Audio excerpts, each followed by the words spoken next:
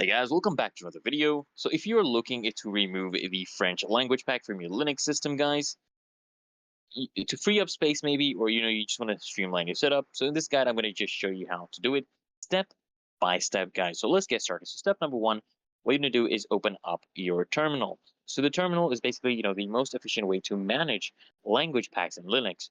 So you can usually open it by pressing Control plus Alt plus T, or just searching for terminal in your application menu.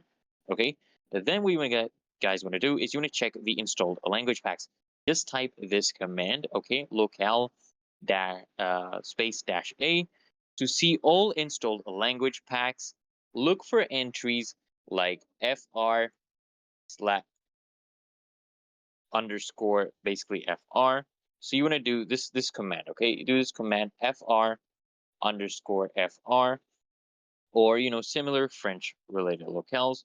Then what you can do, guys, is next you want to basically remove the French language pack. So depending on your distribution, you will need a specific command. So if you're using a Debian slash Ubuntu based systems, you want to use this command right here. If you're using a Red Hat slash Fedora based systems, you want to use this command. If you're using Arch Linux, you can use this command, okay? Then the fourth step, guys, you want to do is you want to clean up the unnecessary locales. So you want to run the command, this command right here, on Debian or Ubuntu to clean up unused locales and regenerate the necessary ones.